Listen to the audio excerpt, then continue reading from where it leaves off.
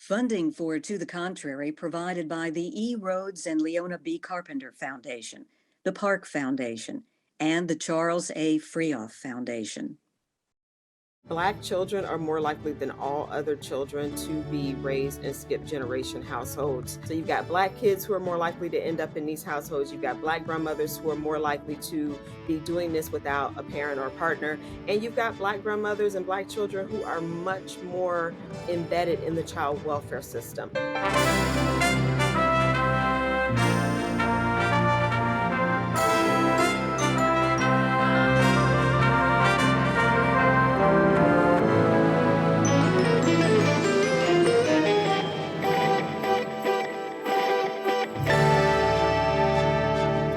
Hello, I'm Bonnie Bay. Welcome to the Contrary, a discussion of news and social trends from diverse perspectives. This week, what is it like to be a Black grandmother raising a grandchild or grandchildren? Sociologist Dr. LaShawnDa Pittman felt these women were marginalized and had no voice, so she gave them an opportunity to voice their hardships, accomplishments, and needs. It's all in her new book, Grandmothering While Black. Welcome, Dr. Pittman. Thank you for your time and for joining us.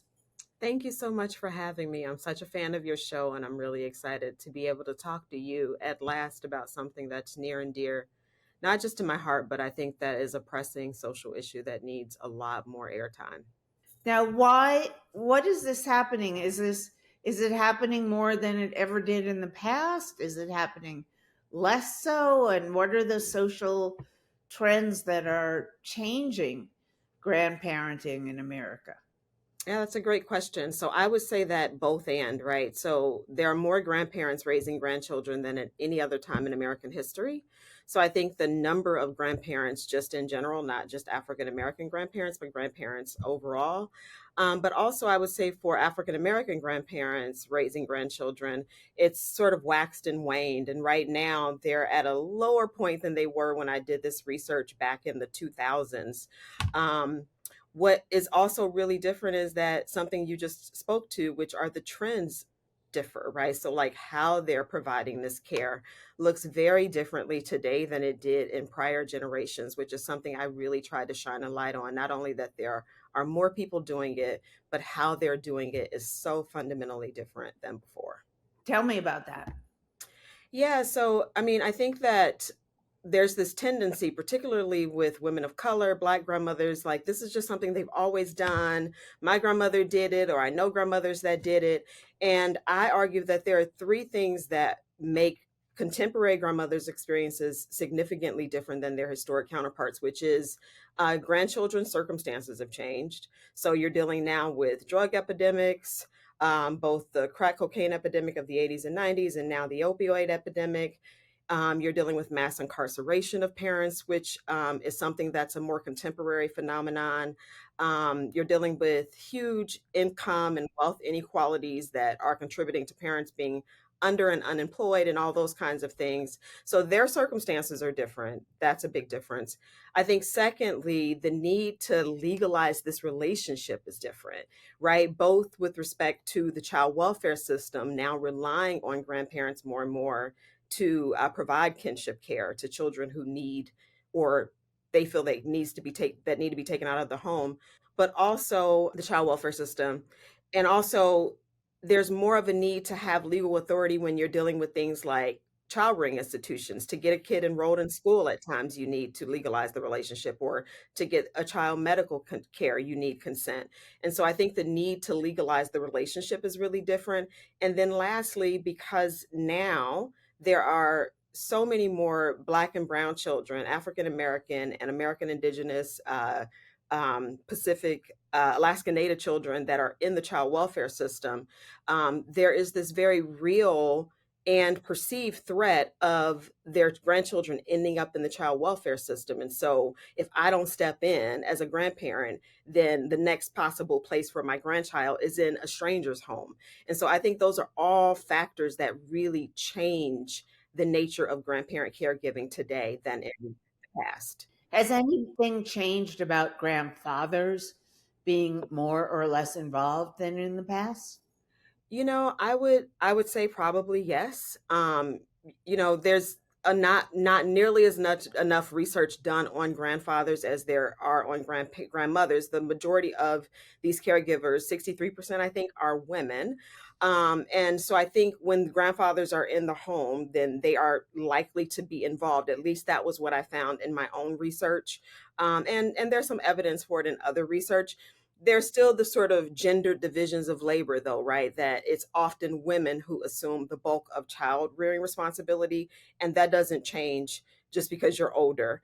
But what is really unique about Black grandmothers' experiences is that, unlike any other grandparent, they're more likely to be raising their grandchildren without a parent living in the home and without a partner. So they're doing this more than others alone. To be clear, the vast majority of grandparents raising grandchildren are two parent or two grandparent households. So there are grandfathers and grandmothers or same-sex couples that are doing this together. But for Black grandmothers, they have that unique distinction of doing this work alone more than others. Uh, Let me go back a step because what something you said surprised me. If you're a grandma and your granddaughter is on a bicycle, gets hit by a car and breaks her leg falling on concrete, you can't take her to the hospital and check her in? You don't I have the mean, legal right to do that? you actually don't. I think that what happens now is like there's been, and this is something I didn't get to unpack as much as I wanted to in my book because space constraints, but the need for legal consent has changed a lot over time, with more and more medical care providers being concerned about being sued, wanting to make sure that the child that they're treating is the person who is bringing that child in is actually has authority to make decisions on behalf of that child, because if they don't, then the medical care provider could be found responsible. And so often what will happen is that grandmothers, particularly the ones in my study, what they did in lieu of legal guardianship was, if they were on the child's medical card, because if the kid was receiving welfare benefits and they had a medical card and the grandmother was the representative payee, they would use that in lieu of legal guardianship. Sometimes it worked, sometimes it didn't. And I think that's a really big part of it, is that you may or may not be able to do this. And when a kid needs medical care, you can't go on a may or may not, right? Like, Right. who wants to see their grandkid in need of care and support and they can't themselves provide it? And so I think that's a really big thing. Is that something states are working on, or is there any legislative activity or regulatory activity to give this to grandparents? Yeah, that's a really great question. So, I'll say California led the way in terms of providing what we call medical and legal consents to kinship caregivers. And so it very much depends on the state that a grandparent is raising, or relative, right? So we know that grandmothers are the first line of defense, aunts come second.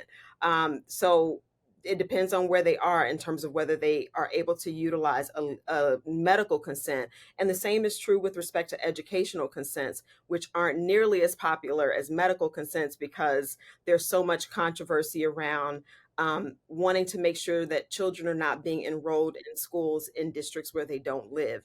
And so these medical and legal consents exist depending on which state you live in. I don't have the number off the top of my head, it's in my book, the number of states that have these consents. But if you're in a state that they don't have them, or if the grandparent doesn't know that they exist, then it's as good as not having one. And so there is some legislation around that. It would be wonderful if it were universal and that it honored how families actually operate, but it does not. When perfect strangers take in foster children, they get subsidies. And I once met a family where that was the dad's full-time job. He had 5 or 6 grandchildren to help with the increased costs, of course, utilities, food, housing, etc. Do grandmothers get these?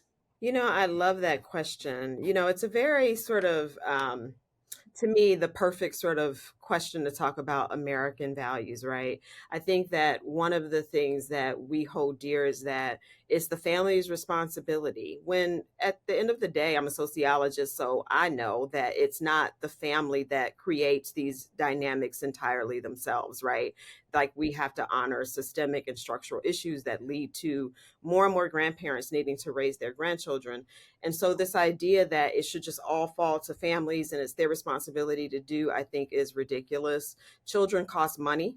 And more, we are in a whole different time period in terms of just like the cost of raising a child. And so, and this is interesting. Some of the grandmothers talk about this. They're obviously going to raise their grandchildren, and the bulk of them do with very little government support. For the grandchild itself. Like a lot of them are relying on their own Social Security, retirement, pensions, and so on in order to provide this care. And the majority provide care outside of the child welfare system, where all they have access to are the social safety net programs that poorer families have access to, which is basically a small cash stipend if they're getting a TANF child only grant. And when I was doing this research in Illinois, it was $107 a month. And they're having a hard time getting $107 a month. Right. And so children cost money. And I think that that's important. So these families often experience what we call the care or the love penalty. They actually love and care about the children in their care, and therefore they're not given support for those children. And it causes the poverty that we see in these families. Grandparent headed households, those that the parent does not live in the home, are more likely to be impoverished than most families in America. And when they're headed by women, like 67% or 2/3 of them live in poverty. It's not acceptable. We should be providing support for some of these families. If they're providing care inside of the child welfare system as a foster parent, if they are a subsidized guardian, if they've adopted, then they do get a stipend that's significantly larger than that $107 TANF child only grant. And so the vast majority don't, and they should.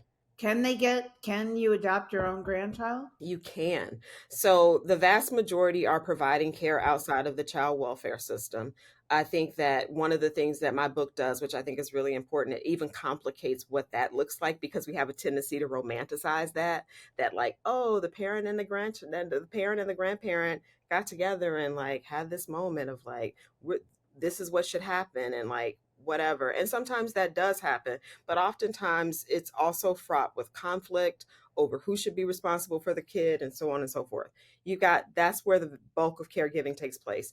Then you get to the child welfare system, where often if a kid is coming across the radar of the child welfare system, what often happens, not all the time, because the state is using what's called kinship diversion, where the kid comes across the radar of the child welfare system. They don't take the kid into state custody and divert that kid to the grandparent's home with very little, if any, support. So that is a thing, and that's happening more and more, and it's not being tracked nearly enough. The second thing is that they actually take that kid into state custody. The grandparent becomes a foster parent. The parent gets a certain amount of time to get themselves together.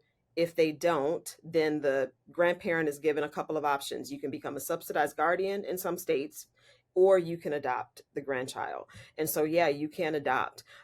Grandparents are less likely to adopt because, one, they still most honor that parent-child relationship. It matters. And two, something that doesn't get talked about nearly enough, which my book does, is that they actually want their grandchild to be in the care of their parent if their parent is able to care for them. Because guess what? They have their own needs and hopes and desires at the stages in their lives where they're faced with raising a grandkid. They're 50, they're 60, they're 70, 80 in some cases. So, they actually would love to kind of have some time to themselves, their partners, and to do other kinds of things that matter to them. We talked a little bit about trends having an impact, and there are two more recent ones that come to mind. The first is the lack of stigma that used to exist when I was younger. Children born out of wedlock were considered to be illegitimate children. Has that, do you think, led to more kids ending up in their grandmother's care because instead of going and getting an abortion or whatever else they might do, or not having sex in the first place with someone they're not married to. Um, Boom, they do, and it happens, and there's a child. And then, of course, along with that is the Dobbs decision of a year ago and making uh, abortion unattainable in 20 plus US states.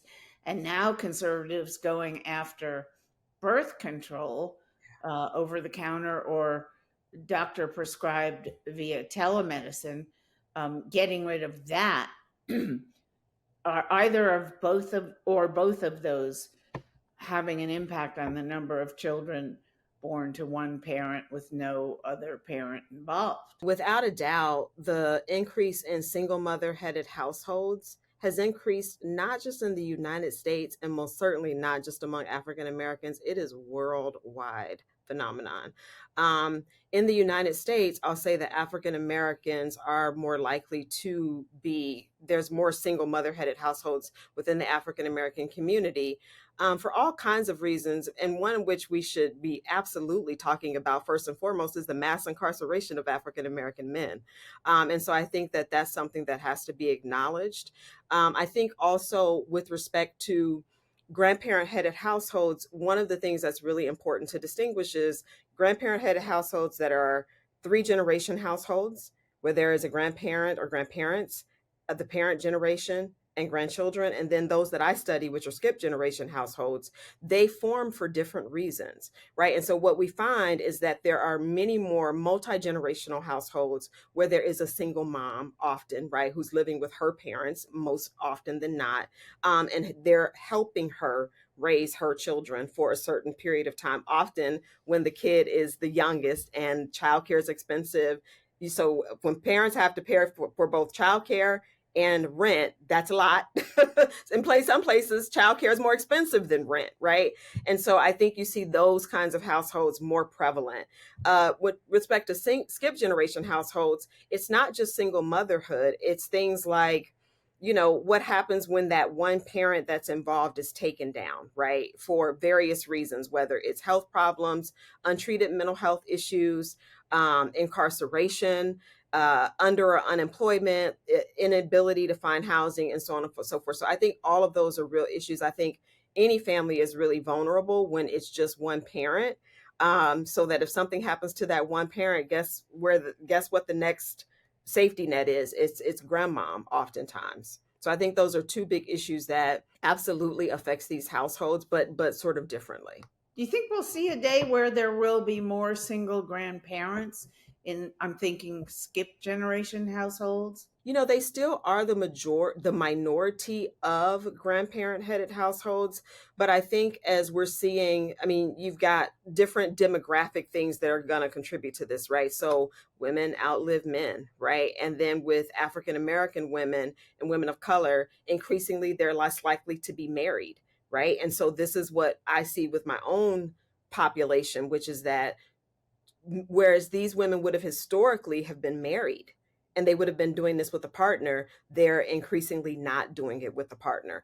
And so some of the biggest increases that we're seeing in grandparent-headed households right now are among white and Latinx families, right? And so they're still not on par with African American and American Indian, Alaska Native families, but they're increasing. And so I think to the degree that those women are like not married, we're going to see maybe an increase in women who are doing it by themselves. But as fathers, for example, take greater roles in childcare and house care, and it's still creeping. It's not like a fire hose of an explosion of activity.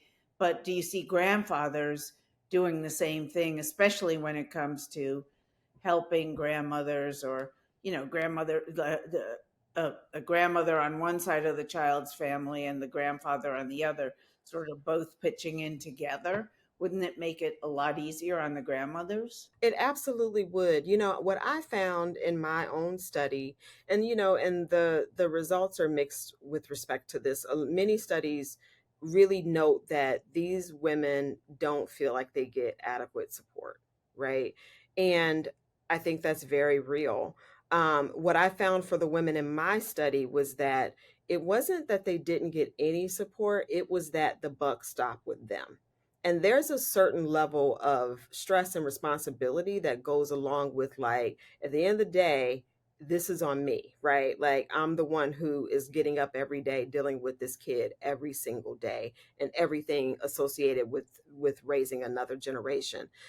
I also found that for the women in my study that had partners, they may not have been married, all of them, but that had active boyfriends, long term partners, um, they were involved. They helped. I did have a minority of women who had conflict in relationships because they had decided that they were going to raise their grandchildren and their partners didn't want to. I had at least a couple of women whose partners left because they didn't want the responsibility. But I'll say the vast majority of these women did it with partners who were involved and who helped, with their other adult children. So maybe not the parent of the kids that they were raising. In some cases, parents helped even if they weren't living in the home. I think that's important to acknowledge. With their other children, with their siblings. And so I felt like one of the things that really differed when I was looking at this compared to, like, young poor moms who say they have less support, is we're talking about older women, not old necessarily, but older. They have a more seasoned network, right? They've got their moms, their sisters and brothers, their nieces and nephews, their own other children. And so they had a cadre of support that they could rely on, that I think is really important to acknowledge. And they acknowledge it, and it's detailed in my book, everything from emotional and social support to economic support. They couldn't have done it by themselves often. Lastly, how does it vary by race or African? Why did you write this just about Black grandmas? Are Latinas close behind in terms of numbers of them or a percentage of the population?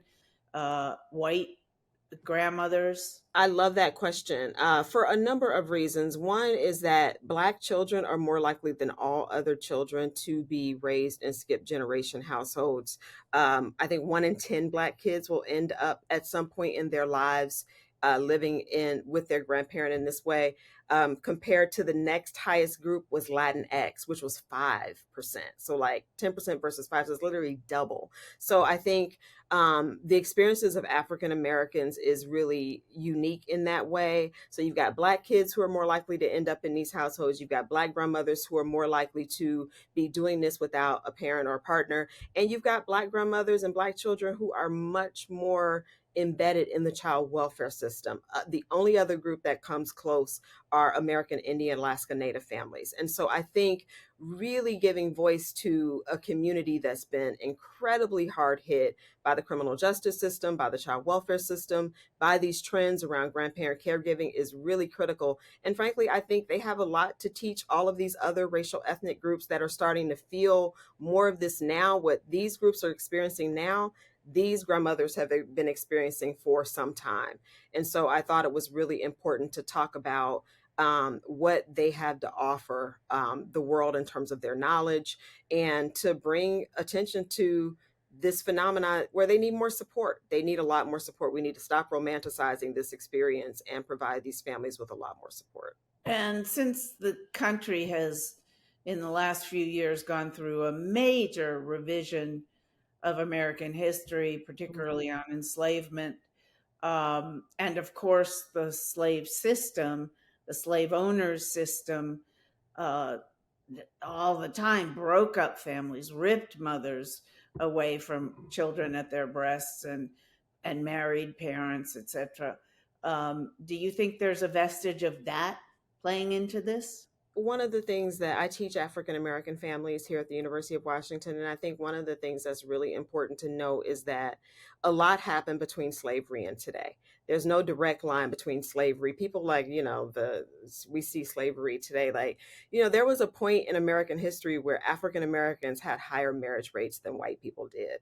And so, there are, as soon, one of the first civil rights that we took advantage of when slavery ended was to marry each other.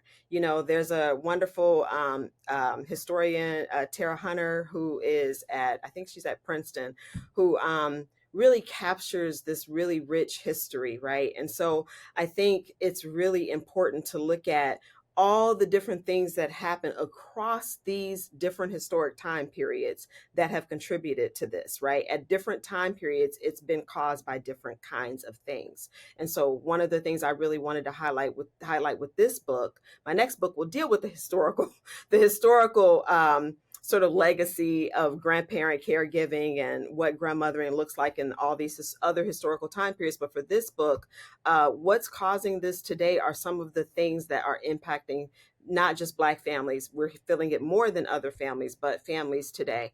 And so I think it's really important to sort of put slavery where it needs to be, but to look at all the things that Black people have done to hold on to and create family between slavery and today. And it's been pretty remarkable. Thank you so much, Dr. LaShawnDa Pittman, author of the new book, Grandmothering While Black. We really appreciate your time and your elucidation of this amazing aspect of American life. Thank you so much. That's it for this edition. Please keep the conversation going with us on Twitter and Facebook and Instagram, and visit our PBS website, pbs.org/to the contrary. And whether you agree or think to the contrary, see you next time.